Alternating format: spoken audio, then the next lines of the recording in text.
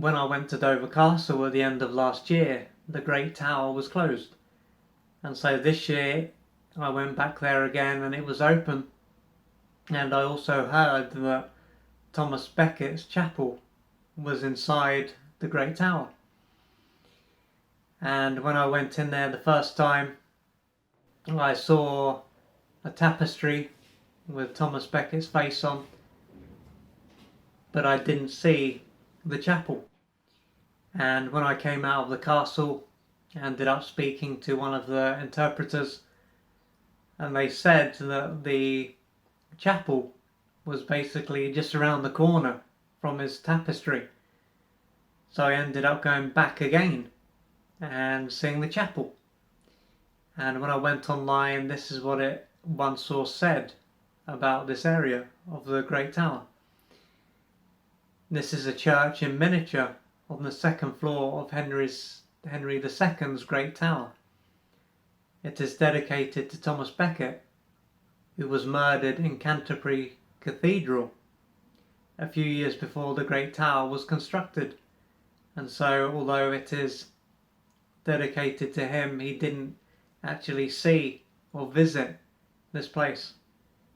This chapel has similarities with work at Canterbury Cathedral. And the chapel is quite small. There's one room where the chapel is, and then just behind there is another smaller room. And when I saw the smaller room, I thought that this was just like an overflow car park. But it turned out that the smaller room just behind, just off from the chapel, was actually where Henry II would have sat and other people of importance, because the first room was seen as below and where the underlings would have been, whereas the one behind was seen, as I said, for people who were important. And the second time I went into the chapel, I ended up sitting in this room that was just off from the main room.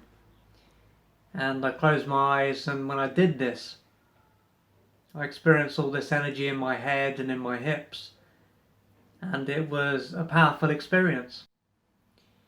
And after this, I went out and spoke to one of the interpreters, and they said that when Henry was sitting in that room, or in general, he had a lot on his mind, and although he was physically there, he wasn't really there because he was speaking to his advisors, let's say, and talking about what he was going to do and what was going on. And of course, through being the ruler of so many areas, he naturally had a lot on his mind and a lot to plan. And after this, I thought, well, this was interesting.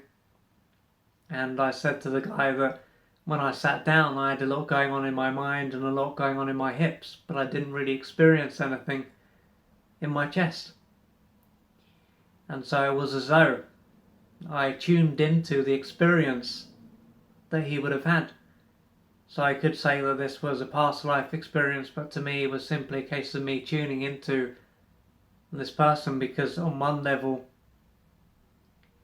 what took place was over 1,000 years ago and it's over. But on another level, the level of the quantum level, quantum physics, I was tuning into that moment, because at that level there is no time, there's only now moments. And so in one way I tuned into the experience that that person had, and in a way when I was sat there, King Henry II perhaps was also sat there, because everything is happening now. And I ended up saying that it made sense that I had a lot going on when I sat down in my head and in my hips, because back then, of course, King Henry, as I said, he would have had a lot on his mind, a lot to plan and a lot of responsibilities. And he probably didn't feel a great deal, because this was someone who was fighting a lot of battles and had no issue with just killing someone if they said the wrong thing, for example. And so he would have had a lot of energy in his hips. And I said that in our day and age we could see someone like that as a psychopath or sociopath, and they would have needed a lot of oomph, a lot of fire to get things done and to go to war, to be happy to go to war and to fight. And I said that although in our day and age we've moved on from that period, but we still need that fire. We still need to be in touch with our instincts. We still need to draw the line, to assert ourselves, to take action. And we still need the energy to get things done. And although the average person is not going to be killing anyone, they can still say to themselves, oh, I'd love to kill that person, although they're not going to do it. And so although these parts of us are very watered down compared with them, we still have them, and we still need our own fire. Of course, in this day and age, the average person has outsourced their aggression to the government, and the government is the one who is aggressive. And as time has gone on, we have become more domesticated, especially in the West. And so this experience was very powerful and very interesting. I find it incredible that it is possible to go to certain spots like this and to tune into the energy, to almost get like an upload instead of a download. So for example, in self-development, a lot of the times affirmations and using positive thoughts they use to try and experience a certain state. But in places like this, it is possible to experience an upload.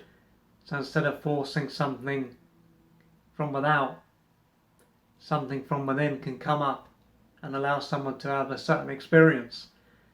So if you are into history or you are looking to experience a certain state, then I would definitely recommend this Great Tower or any historical site, because I think you will certainly get a lot out of visiting this area. To find out more about the services that I offer and how I can assist you on your journey, go to www.oliverjrcooper.co.uk or email me at info@oliverjrcooper.co.uk. I'm looking forward to assisting you on your journey.